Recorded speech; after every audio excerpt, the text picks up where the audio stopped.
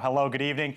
Thanks for being with us tonight here on the Hill. I'm Blake Burman. Happening right now, the race to end a government shutdown. And tonight, the Trump administration announcing a potential compromise. ICE officers set to wear body cameras in Minnesota. Well, I spoke with Speaker Johnson, I spoke with Leader Thune, and I think they're pretty close to a resolution. Plus, ships on the way to Iran. The commander-in-chief describing it as the biggest and best that we have. We are live overseas as the pressure builds. Also tonight, the Lone Star State stunner. A Democrat flipping a reliably red seat in Texas. So how did it happen? The winner of that race with us tonight here on the Hill. And are you ready for liftoff? The Secretary of War, Pete Hegseth, visiting Cape Canaveral just days before astronauts take off for the moon. The former commander of the International Space Station tells us why Mars could be next. But first tonight, a live look at the Capitol showdown. Tonight, the funding fight over the Department of Homeland Security taking center stage in the House of Representatives. And would you look at that picture? Beautiful, 6 o'clock here on the East Coast. The lower chamber trying to advance a package of bills for a final vote to reopen many parts of the government tomorrow. President Trump now urging both Democrats and his own party to support the bill. But here's just some of the dynamics in play. Democrats want reforms to the Department of Homeland Security. When Mike Johnson and my Republican colleagues have spent the last year lecturing the country that they have some massive mandate. If they have some massive mandate, then go pass your rule. Many Republicans, though, skeptical about certain reforms. But tonight, changes are coming. The DHS Secretary, Kristi Noem, revealing just a little while ago, quote, she put this out on social, effective immediately, we are deploying body cameras to every officer in the field in Minneapolis, adding that the body program will go nationwide as funding is available. That part is key, as funding is available. What are we talking about now? A funding fight. We begin with our Joe Khalil. He has the very latest live up on Capitol Hill. Joe? Yeah, hey, Blake. So we've been talking particularly to Democrats over the last 24 hours or so, a lot of them, to see where they are on this partial shutdown and whether they plan on voting to pass these funding bills that would end the partial shutdown, keeping in mind that the Homeland Security bill is now separate, and that is going to be where this sort of fight happens. You mentioned already, Democrats are making some demands, some reforms to ICE. President Trump already seemingly behind body cameras on ICE agents and Customs and Border Protection. That seems to be the low-hanging fruit. These are some of the other demands that are going to get more tricky over the days and weeks ahead. Roving patrols, Democrats say no more. No more administrative warrants, meaning you got to get a warrant from a judge instead for ICE raids.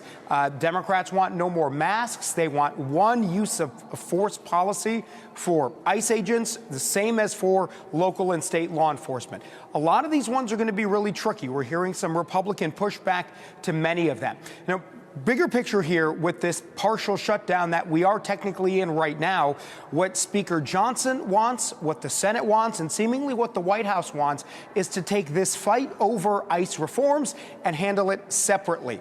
Pass funding for the rest of the government, as the Senate just did. So is the House going to do that? It sounds like based on my conversations I've had with several members on both sides, and also what we're hearing in the Rules Committee, which is having a hearing right now, that things are looking good. Things could be complicated in the next 24 hours, but it seems to be on track to at least have a good chance to pass. And obviously that DHS fight, not going anywhere. Joe Kay, live in the middle of it all, Capitol hallways for us tonight as Congress has a busy couple days ahead of them. Joe, thank you. With us now, Republican Congressman Eric Burlison from Missouri, back with us here on the Hill. Congressman, nice to see you. Thanks for joining us tonight. It's a big one where you are. I heard the president earlier today, or saw him, post asking all Republicans to support what is likely to hit the floor tomorrow. Will all Republicans support it? Look, I support the president in a lot of things. Unfortunately, I'm not going to be able to do that. I would be going back on a vote that I just took 2 weeks ago. And so there's you're a number no. of members like me. I'm a no. And at the end of the day, there are so many earmarks in the bill that I could not stomach. For me, a lot of the money that the Senate Democrats put in the bill and earmarks that went towards clinics that do gender-affirming care, I think there was almost 24 of those. Things like that, the $5 billion for resettlement funds, those are things that I couldn't stomach, and so I voted no. The expectation of me flipping my vote on the exact same bill is not something that I'm going to do. But at the end of the day, I do think the odds are stacked in the president's favor, because I do think that there's a number of Democrats that will join with Republicans to pass it as a rule. How many Republicans like yourself do you expect to vote against? Probably a good 2 to 3 dozen. Is my guess. I haven't been able to talk with a lot of my colleagues yet, but that's my guess. All right, so that's to an expected vote tomorrow to reopen the government, to then negotiate over the next 2 weeks funding to DHS, Department of Homeland Security, and what reforms may or may not happen. Here's some of your Republican colleagues over the last 24 hours, then we'll pick it up. We've been warning the administration about the enforcement that's been going on. We thought that there should have been a course correction a long time ago, and now I guess it's going to be forced on us by the Democrats. What is the problem with asking federal law enforcement to wear body cameras? And I don't have a problem with that personally, but that's not what I heard Democrats were demanding. Their primary demand was judicial warrants. Well, let me ask you about which is that. completely unacceptable. All right, so you have Republicans basically talking about changes. We just seemingly saw one, Congressman, with the DHS secretary saying that body cams are coming to Minneapolis. Is that a good first step in your view, or are you against that? You know, I don't think that anybody has a problem with body cameras. It's a funding issue, but I think that would be something that would actually be beneficial for law enforcement. Typically, the camera actually is used more often to defend the actions of the law enforcement officer. But what I don't think is going to be acceptable is a position that we're going to be put in 2 weeks, where I think that we will have nothing to leverage against the Democrats and their demands. And I think that I'm not so confident that this was a good strategy to put ourselves in that situation 2 weeks from now. Are you for any other reforms? I don't necessarily see that there's any more that I would get behind. I do think that the body cameras are a good idea, but at the end of the day, what I think is an error is when Republicans try to take some of these gripes against some of these policies of the administration, and they go out publicly. It really undermines the position of this administration and really what the voters voted us to do, which is, I think that there was a clear mandate that we were able to stop the flooding across the southern border, and then also to get people who were here illegally and committing criminal acts outside of this country. You know, that was in 2024, and as you sit here and you tell me that you think maybe 2 to 3 dozen House Republicans could be voting against the president on this, as he called today for a deal. What does that say about his strength over the Republican Party tonight, Congressman? Yeah, I don't think it has anything to do with the timing or the strength. I think that this is an ask that is a little bit difficult for any elected official to make, which is to vote in a different way on the exact same language and the way in which you voted before. So regardless of the president's political strength, I don't think that this is something that you can expect every lawmaker to do. We'll leave it there. Eric Burlison. Anytime. I hear you. With the news tonight here on the Hill. Congressman Burlison, thank you. By the way, since 1976, there have been 20 shutdowns that have lasted an average of 8 days. Consider that with what you just heard moments ago. All right, well, from Minneapolis to about 6,000 miles east to Iran tonight, where a war of words between the Iranian Supreme Leader and President Trump, possibly in danger of escalating, even as both sides are pushing for diplomacy. Are they? On a nuclear deal. President Trump, just moments ago from the Oval Office, indicating what could potentially be in store. We have ships heading to Iran right now, big ones, biggest and the best, and we have talks going on with Iran. We'll see how it all works out. Let's go abroad. Our Robert Sherman live for us once again. Robert, it's fascinating because you have the ships that the president keeps talking up the possibility that there could be meetings involving the White House and Iranian leadership. Both are happening at the exact same time. And I just heard the commander-in-chief basically say we got the biggest and best headed into the arena. Yeah, it's certainly a confluence of pressure that you're seeing right now, Blake, with the bottom line being coming from the administration. It's deal time for Tehran, according to the White House. And if a deal is not struck, particularly one that backs Iran away from their nuclear ambitions, well, there is more than enough firepower in the region that is standing by should this situation escalate here. None of that is publicly deterring the regime in Tehran, though. This is what the supreme leader had to say in response to all of this. The Americans should know that if they start a war, this time it will be a regional war. But what we're watching here now, Blake, is the United States standing close by with many of its allies and partners in the region. These photos today were released by the U.S. naval ships conducting drills alongside Israeli naval ships. Adding to that, Special Envoy Steve Witkoff, well, he's going to be in Israel tomorrow meeting with Prime Minister Benjamin Netanyahu. The Iranians are keeping the door open for the possibility of diplomacy with the United States. And while neither side is publicly acknowledging it yet, there are reports that it's possible you could see a sit-down between the two nations by Friday. Blake? Robert Sherman, live abroad for us tonight. Once again, Robert, thank you. Still to come. Here tonight, the desperate search to find the mother of an NBC News anchor who has disappeared. Why investigators are now calling her home a crime scene. She is very limited in her mobility, right? We know she didn't just walk out of there. She did not leave on her own. Plus, is it a lesson for all? A Democrat dominates in deep red Texas. What he believes is the winning formula. You will hear from Taylor Remitt next. And all systems go. An inside look at NASA's first manned mission to the moon as you are looking live there, Kennedy Space Center. On a gorgeous night in Florida, we are headed to the moon, kind of, sort of, 50 years later. I'm Blake Burman. Speaking of gorgeous nights, it is beautiful here in Washington. I'll see you back 4 minutes when you return. All right, I want to give you a live look right now. That is the State House in Texas, Austin, Texas tonight. Democrats scoring yet another victory this special election season, turning a reliably red state Senate seat in Texas blue. The Democrat, Taylor Remitt, a labor union leader and veteran, would you look at this, won by more than 14 points in the Fort Worth area. And here's why that's important. Let me take you back to 2024, the presidential election. Donald Trump won that area by 17, and look at Remitt. That is more than just a flip, won it by 14 points. The Republican also, who he ran against, had the backing of President Trump, but Remitt still was able to flip the seat. President Trump now trying to distance himself from that outcome. I'm not involved in that. That's a local Texas race. You mean I won by 17 and this person lost?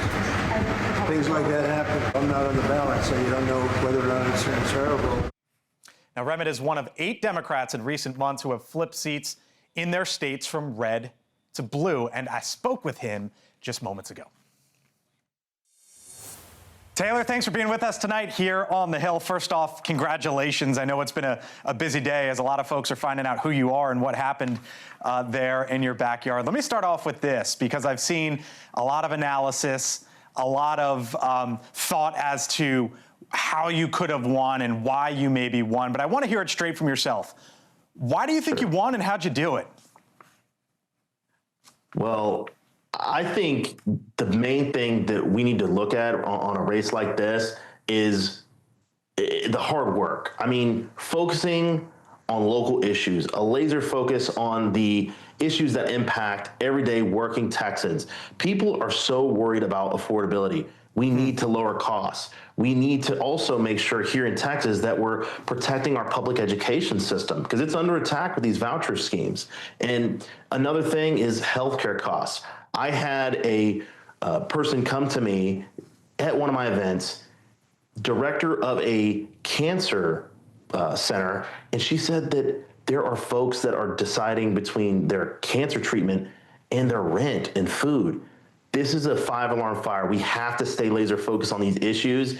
And I believe that was a huge contribution to my success. And it was also doing the work and listening to folks like these stories. So speaking of five-alarm fire, there's a lot of folks politically who think this race might be a 5-alarm fire. Here, for example, was the chairman of the Democratic National Committee, Ken Martin. He said, this victory is a warning sign to Republicans across the country. And then on the other side of the aisle, here was Sean Spicer earlier today, and then I'll get your reaction on the other side. You can either put your head in the sand as a Republican or as a MAGA loyalist and say, that's a one-off. And a lot of times I'm one of those people. This time, if you don't get the message, enjoy Speaker Hakeem Jeffries. You kind of have a key Democrat and a key Republican there basically saying the same thing. Do you, Taylor, believe that your race and what happened is emblematic of what could come in November, or are you not willing to project yourself nationally? Well, I can tell you what I do know. I know that me sticking to the issues and really listening to every single voter, no matter what political camp they fell under, was, I believe, key to my success. This is all about the voters and constituents here. They get to choose who is their next elected. So I believe that we ran this race for people, and it's not the party that they resonated with. It's at the end of the day, it's people over party. What do you think? What do you think Democrats should take away from this? As I hear you say, people over party, and there's a lot on the left who lean into progressive policies. There's a lot within the party who wonder how to win back voters. What do you think Democrats should take away from you? Well, if anyone running for office wants to take something away from me, I would just say lean into the community. One of the good ways to do that is focus on labor leaders. I mean, they have the heartbeat of the workforce. I know they do here in Texas, and it's authentic, organic. And, when you show up and want to learn and champion these issues, you can expect to get elected. All right, we'll leave it there. Taylor, I know it's been a busy one. Thanks for the time. Appreciate it. Thank y'all so much. Bye-bye. Consider this, by the way, no Democrat, when you go statewide there, at least in Texas, no Democrat has won in Texas since 1994. Hence the question about how much of this you can project nationally. There is of course, big Senate race there in the Lone Star State this year. All right, at this hour, the search continues in the mysterious disappearance of a popular news anchor's mother, the mother of Savannah Guthrie. And investigators right now are calling this, at least her home, a crime scene. The very latest out of Arizona this evening, plus cleared for takeoff. NASA on the cusp of sending astronauts close to the moon for the first time in 50 years. That is a live look there, KSC. So what happens next, and is Mars the next stop? When we return.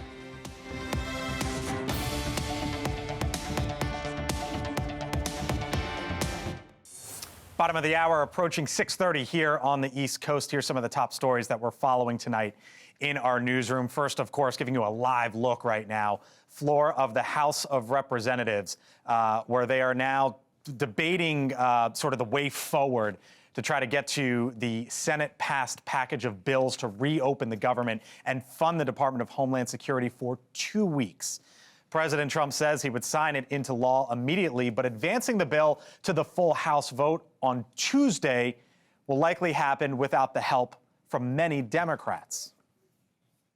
ICE and the Department of Homeland Security need to dramatically change.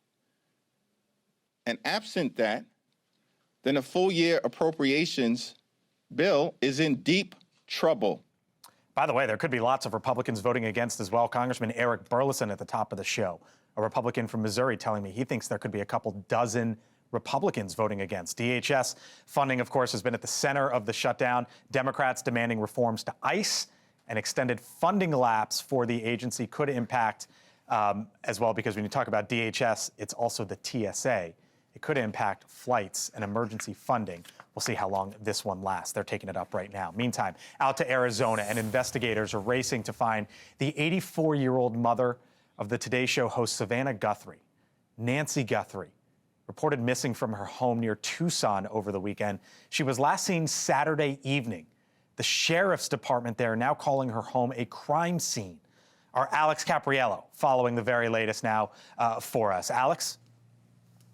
Hey, Blake, good to be with you. It's an all-out 24/7 hunt right now to find Nancy Guthrie. Police say they have enough evidence and suspicion right now at this time to treat this like a crime. But they don't have a hunch, or at least they haven't let on, what they think happened here. Regardless, they say that there is no evidence that 84-year-old Guthrie walked out on her own. This is not a dementia-related. She is as sharp as a tack. The family wants everybody to know this isn't somebody who just wandered off. Police say she's 5'5", brown hair, blue eyes. Authorities confirming there's no history of mental illness. They say she has full cognitive capabilities, but there are severe medical limitations, namely the need for medications within the next 24 hours. The sheriff confirming that Savannah Guthrie is in Tucson, and her security team has also been briefed. They've been in touch with those authorities as well. Savannah thanking everyone for their thoughts and prayers at this time, saying that her focus, of course, remains on finding her mom safely. Blake? Alex Capriello for us tonight. Alex, thank you. From our affiliate Fox 5 in San Diego, as we take you around the country, the search is on for 10 Canadian mine workers who were abducted at gunpoint in Mexico. Investigators believe the cartel may have been behind the kidnappings.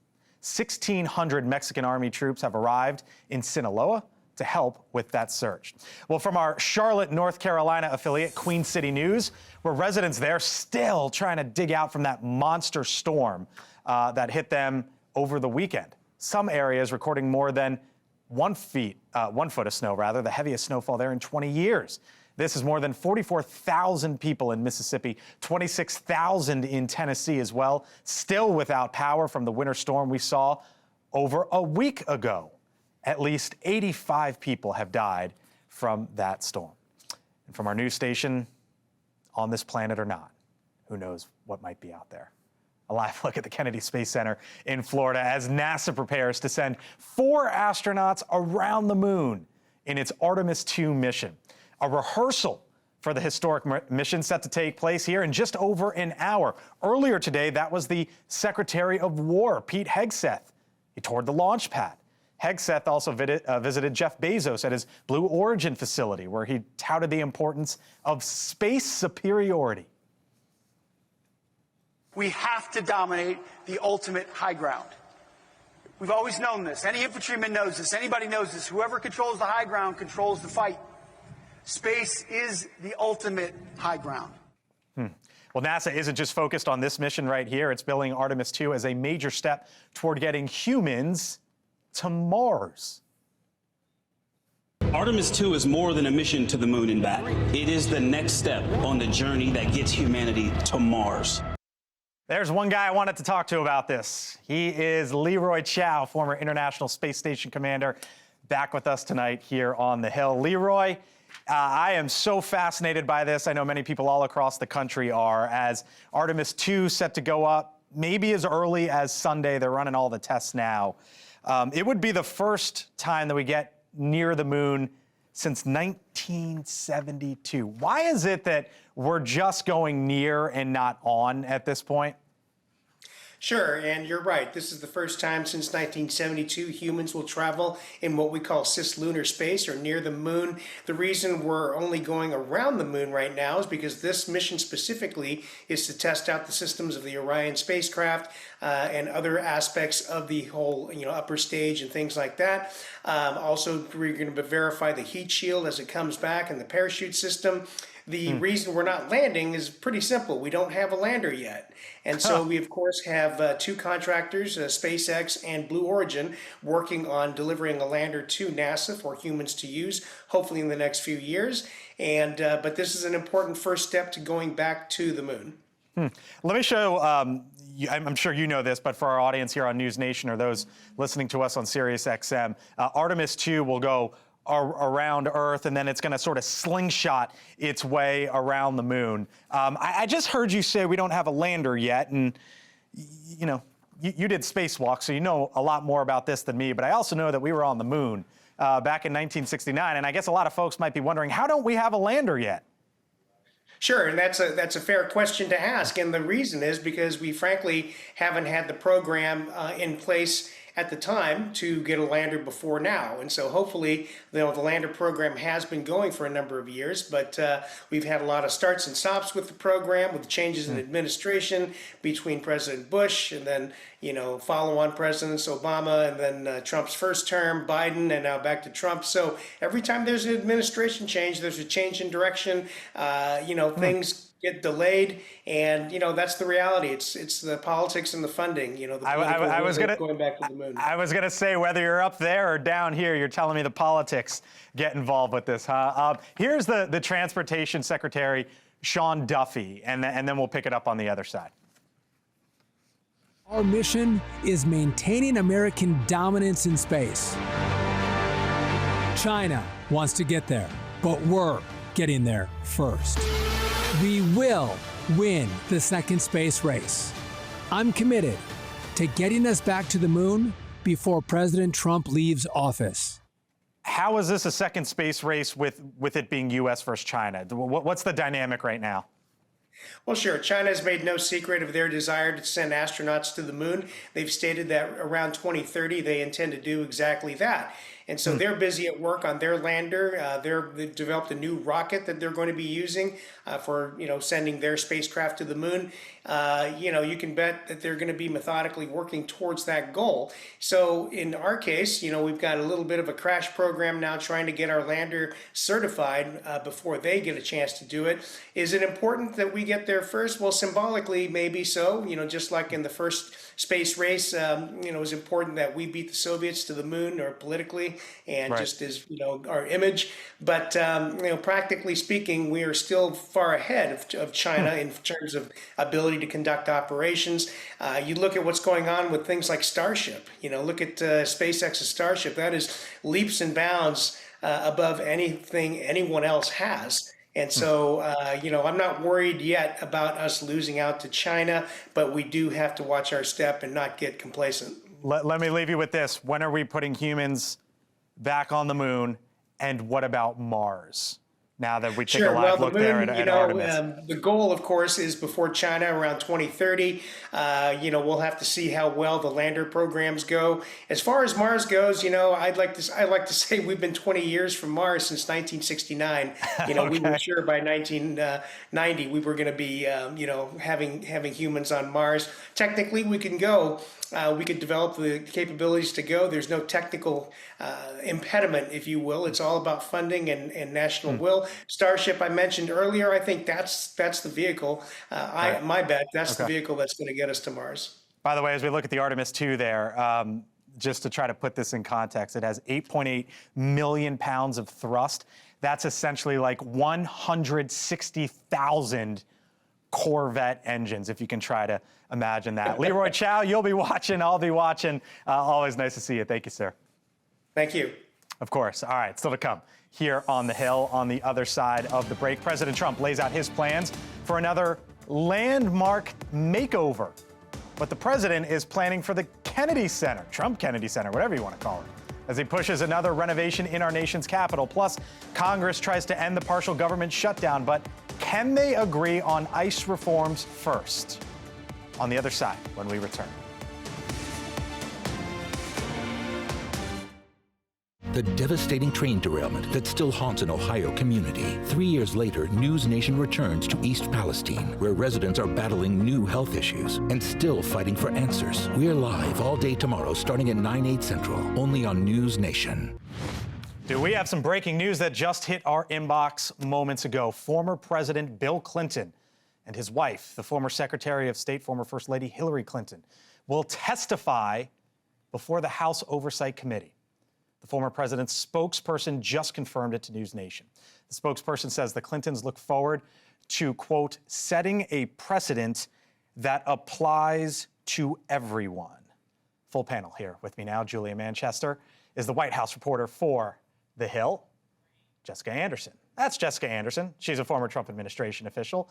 Kurt Bardella is a News Nation contributor, Democratic strategist. And let's show Julia, because she is the White House correspondent for The Hill. There she is, Julia Manchester, with us. Hello to you both. Thanks for being here, everyone. This is a big one. So the backdrop here is the Epstein files investigation. There were subpoenas sent out all over the place to you name it, at the highest level. And the holdouts were the Clintons. And now, Julia, it seems that they have negotiated, quote from a spokesperson, they negotiated in good faith. They look forward to setting a precedent that applies to everyone. Yeah, that precedent is really key here because we know that Republicans obviously hold a very narrow majority in the House. And if Democrats were to flip the House, there is the possibility that they could call a number of Republican officials, including President Trump, to testify if they wanted to or if it moved in that direction. And even beyond that, I think they could still, that they would still do that. So they're doing the political precedent thing. One thing I'm very interested in knowing, and we just chatted about this, is what does this look like to the press? How are those terms negotiated? I automatically think of Hillary Clinton's Benghazi hearings back in 2015.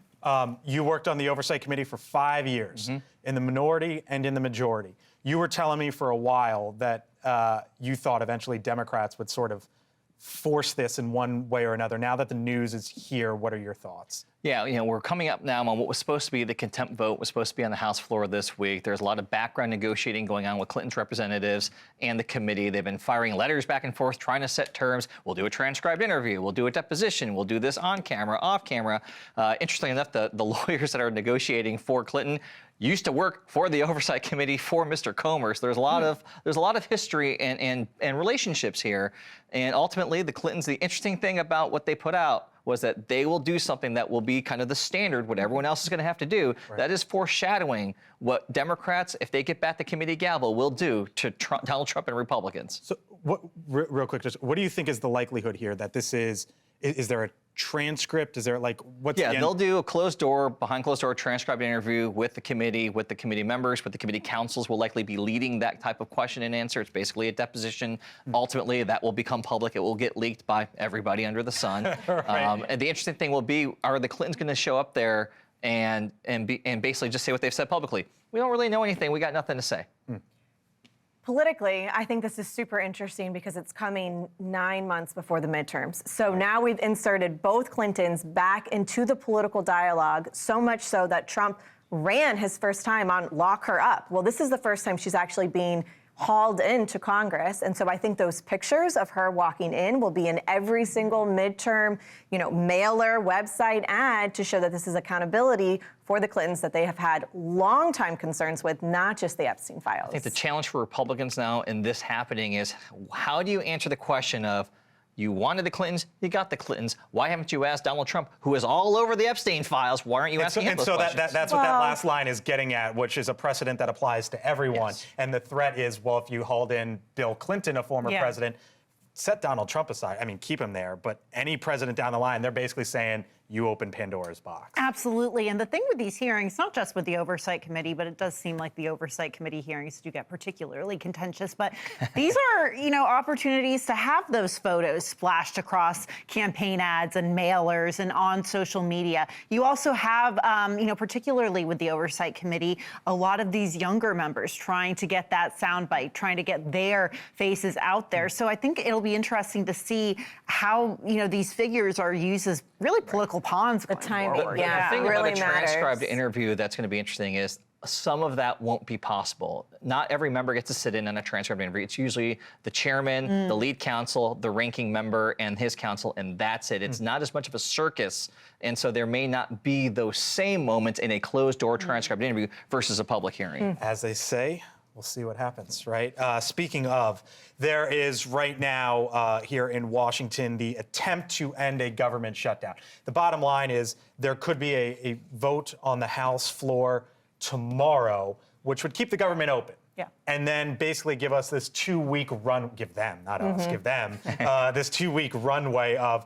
trying to negotiate what reforms to the Department of Homeland Security would look like. It seemed like the Trump administration today, Julia, made sort of not a concession or maybe more of an olive branch as the DHS Secretary Kristi Noem came out and said, okay,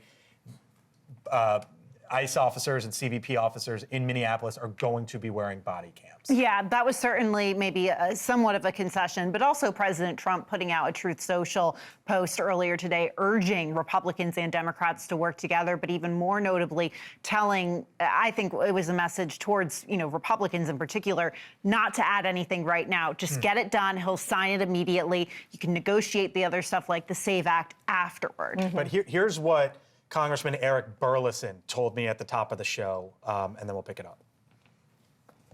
I do think that there's a number of Democrats that will join with Republicans to pass it as a rule. How many Republicans like yourself do you expect to vote against? Probably a good 2 to 3 dozen is my guess. I haven't been able to talk with a lot of my colleagues yet, but that's my guess. That answer stuns you. Why? That feels very high to me, with all respect to the congressman. I think the president has actually shown that the concessions matter, with 23 Democrats in the Senate that crossed over and voted for this package just 2 or 3 days ago. So I think what's happening is this is less about DHS, and for a HFC member such as himself, House Freedom Caucus, thank you, it's much more about spending and earmarks, and so we're back to the traditional conservative kind of right flank arguments.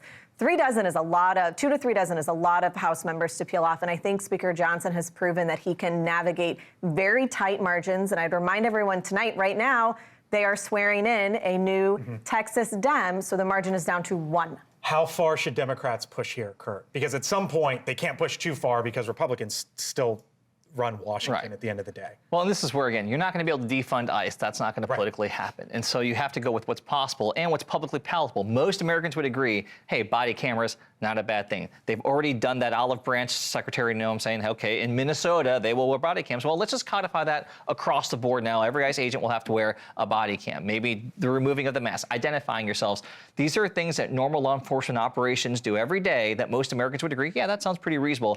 Go for what's reasonable. Don't overreach, because if you overreach, you're going to end up getting nothing done. Telling lawmakers to be reasonable? I know. It's Say it a little louder. We can hear it. What am I thinking? Thanks for rolling with the news, guys. Yeah. Appreciate it. Great to be here. Of course, still to come. President Trump proposes another D.C. makeover. What institution the former real estate developer wants to build on? That's next. All right, so President Trump discussing his vision for the Trump Kennedy Center after announcing it will close for 2 years to allow for renovations. Do you plan on tearing it down, and how much will all of the renovations cost? Probably around $200 million. I'm not ripping it down. I'll be using the steel. So we're using the structure. We're using some of the marble. It's the latest of several moves the president has taken to make his mark on major institutions in the nation's capital. Our Kelly Meyer live for us tonight. Over at the White House, Kelly, we weren't expecting to hear from the president today, but then he brought reporters in, he did his thing, and one of the first questions was about the Trump Kennedy Center, as it's called now, and he was like, yeah, I'm basically going to rip the thing down, most of it, and shut it down for a couple of years. Yeah, and he announced that initially on Truth Social. So this was the first time reporters had the chance to ask him about this. And he tends to take on some of his old role before he came into the White House as president of building things and getting involved with construction. And that's what we're seeing with this. He said he wants to close it down completely because he said if he did it partially, it wouldn't be a good enough job. So this will happen over 2 years, he says. He believes it will begin on around July 4th. And he also said in there how much it's going to cost. So the price tag is around $200 million, he says. Did that sound like a lot to you? Of course, there are critics that say this is due to declined sales. Did that sound like a lot to you, Kelly? I wonder, like when he threw that number out, I was like, is that a lot or a little? I was trying to figure it out. Yeah, I wonder, if that's really going to be the final total, because it seems like they tick up as it goes on. And 2, is it going to be in federal funding? Is it private donations? Is it a mix of both? We don't know the specifics. Yeah, he talked about financing, that they have the financing. We'll see what he does with it. Kelly Meyer, live for us tonight at another building where they're doing some work to it as well. Kelly, thank you. Appreciate it. All right. Well, you probably have heard a lot of complaints about the weather, but not from this flock. The Pittsburgh Zoo and Aquarium posting this adorable video here. Would you look at it? Penguins who seemingly couldn't be more excited about the snowfall in the Pittsburgh area, where they typically, or the typical penguin has skates and a stick. Hockey joke there. But these guys didn't need it to enjoy the conditions. Look at that coming out of Pittsburgh, PA, the zoo and aquarium there. It lets me say hello from our hill to yours, to our friends elsewhere in the nation tonight. Hillsborough County in the great state of Florida. I want to give you a live look. This is Tampa, Florida tonight, where temperatures dip below freezing over the weekend. They're not used to that down there, allowing for, get this, snowfall down south. This video from our next star station, WFLA, capturing some little ones experiencing snow, perhaps for the very first time in their lives, in their own yard in some cases. Now, this is all relative, of course, when you consider the sub-zero temperatures around large parts of the rest of the country. But trust me when I tell you that there are many Floridians who don't even own winter jackets. So to those of you in Hillsborough County, Florida tonight, from our hill to yours, we say try to take it with a grain of salt. Be thankful you don't have to need truckloads of salt like so many around the country. Elizabeth Vargas reports coming up next. She'll speak to the sheriff who has been leading the updates related to the disappearance of Savannah Guthrie's mother and ask him why he is now treating that as a crime scene. That's coming up seconds away here on News Nation. I thank you so much for watching us tonight here on the Hill. It is a busy time for those on the Hill. A shutdown fight. They're trying to figure it all out, and we'll be here for it tomorrow. I'm Blake. Elizabeth starts now.